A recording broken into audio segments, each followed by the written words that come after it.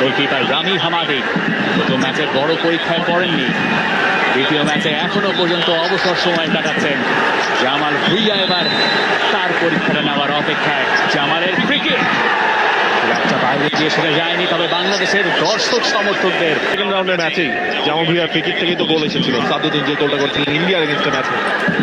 সুতরাং জামাল যখন ক্রিকেট নিতে যায় তখন দর্শকরা সেই জিনিসটা আবারও তাদের মাথায় চলে আসে। জামাল ক্রিকেটটা টার্গেট করেছেন সাইডের দিকটা, সুবিধা অবশ্য হয়নি। শিহাব কুম্বর ক্রস করেছেন বক্সের ভেতরে, পরে গিয়ে সাইদ কুম্বারের কাছ থেকে বল নিয়ে গেছে বাংলাদেশ এবং তারপর তপু বর্মন অহেতুক তপু বর্মনকে সেখানে একটা ফাউল করেছেন। ফাউল ঠিক নয়, টেনে ধরার চেষ্টা জাহিদ কুম্বারের একেবারেই অহেতুক, এবং এটা যদি রেফরির চোখ না এড়িয়ে থাকে তাহলে রেফরি আসলে এখন পর্যন্ত যা করছেন সেই হিসেবে একটা ইয়েলো কার্ড জাহিদ কুম্বার দেখতে পারেন। তবে রেফরি এখানে সব সেট করে দিয়েছেন, সমান সমান, কোনো বিচার হবে না, মুখে বলে দিয়েছেন। তবে তপু বর্মন তিনি আজকের ম্যাচে বেশ ভালো করছেন।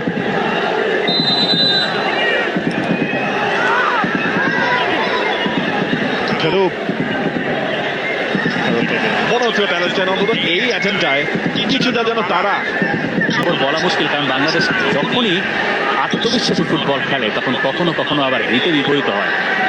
যে ঘটনাটা আগের ম্যাচেও ঘটেছে, বাংলাদেশ আর সতর্ক থাকার চেষ্টা করছে।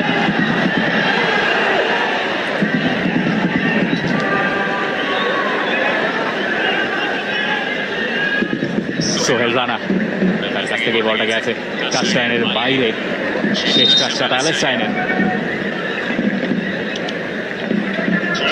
সাদুদ্দিন,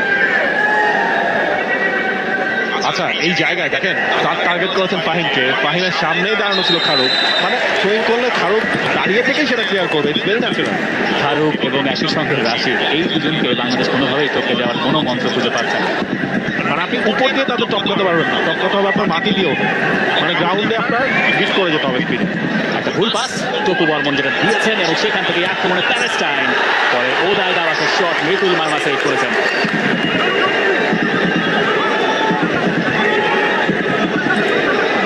ম্যান ওদের দাবাক লাস্ট ম্যাচে হ্যাট্রিক করেছেন তিনি। ওভারঅল প্যালেস্টাইনের জার্সিতে 16টা গোল রয়েছে তার এখানে। এবং ব্যাপারটা গুরুতর, পড়ে রয়েছেন মাঠে ফিলিস্তিনের একজন ফুটবলার এবং তিনি শিহাব কুম্বর অচেতন অবস্থায়। সেন্স আছে বাট হঠাৎ করেই পড়ে গেছেন তিনি, এবং সেখানে কোনো টাচ বা কোনো কিছুই নয়, শারীরিক দুর্বলতা।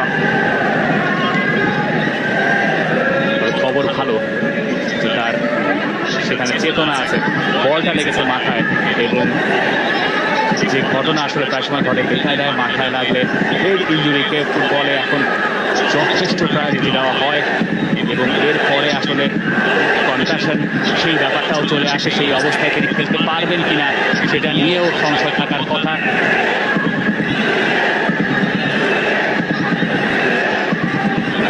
ফুটবলারদের অনেকেই বেশিরভাগই রোজা রেখে ফুটবল খেলছেন, সেখানেও একটা ত্যাগের গল্প আছে। তবে শিহাব কুম্বর তার জন্য কিছুটা অপেক্ষা করতে হচ্ছে, গোল কনসিড না করে পার করতে পেরেছে। অংশ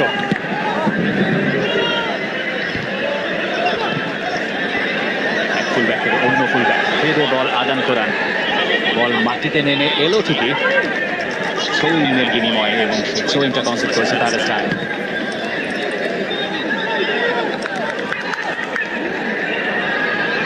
বাংলাদেশের এবারে এবং শিহাব কুম্বর তাকে নিয়ে প্যালেস্টাইন তবে টিম ডক্টর ফিজিও তবে আসলে কথা বলছেন তিনি নামতে পারবেন কি পারবেন না বাকি সময়টায়। জনের কাছ থেকে বল চেয়ে নিয়েছে ডান প্রান্ত দিয়ে জাহিদ কুম্বর, জাহিদ, সোহেল রানা পেছন থেকে বাধা দিলেন। Free kick Palestine. এই মুহূর্তে প্যালেস্টাইন 10 জন নিয়ে খেলছে, যেহেতু শিহাব কুম্বর মাঠের বাইরে সবকিছু ঠিকঠাক আছে কিনা সেটাই পরীক্ষা নিরীক্ষা করে নেওয়া হচ্ছে। কারণ অনেক সময় কনকাশনের এই ব্যাপারটা শুরুতেই বোঝা যায় না, সেটা হয়তো অনেকক্ষণ পরে গিয়ে 10 মিনিট 15 মিনিট পরে গিয়ে সেটা হিট করে।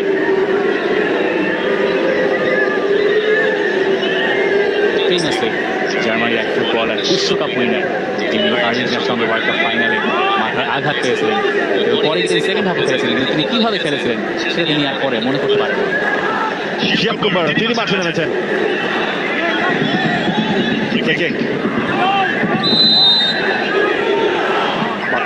তিনি নিয়েছেন এবং সেখান থেকে মিতুল মার্মা দারুণ এক সেভ, এবং এরপর জনির বিপক্ষে ফাউলের ডিসিশন।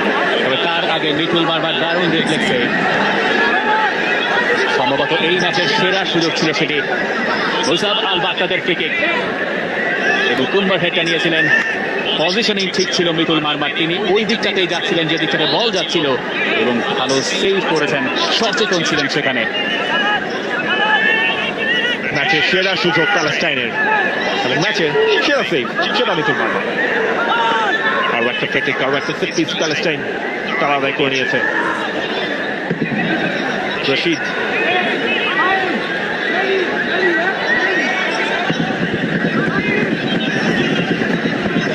বক্সের ভেতরে মাঠ করার চেষ্টা করছে, ম্যান মাঠ করে অবশ্য খুব একটা উপকার হচ্ছে তেমনটা নয়। হাইট অ্যাডভান্টেজ অনেক বেশি প্যালেস্টাইনের। রশিদ একাই চেষ্টা করেছিলেন, বাংলাদেশের জন্য সেটা সুখবর। 40 মিনিট ম্যাচের বিশ্বকাপ ও এশিয়ান কাপ বাছাই পর্বের ম্যাচ বসুন্ধরা কিংস এলেভেন আপনারা সরাসরি দেখছেন টি স্পোর্টস এবং টি স্পোর্টস অ্যাপে।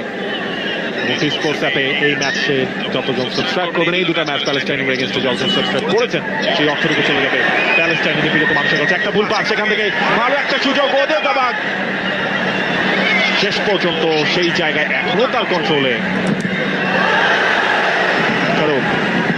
কারুলের শট বাইরে দিয়ে একটা ভুল পাস, সেখান থেকে বলটা পেয়ে গিয়েছিল প্যালেস্টাইন। এবং সেটা যে প্রথমবারের মতো তা নয়, এরকম ভাবে তপু বর্মনের আগে আরো দুই দফায় একই কাজ করেছেন এবং সেখান থেকে পরে গিয়ে প্যালেস্টাইন আক্রমণে উঠেছে, সেটা বাংলাদেশকে মোটেই সাহায্য করছে না এবং পরে গিয়ে আরেকজন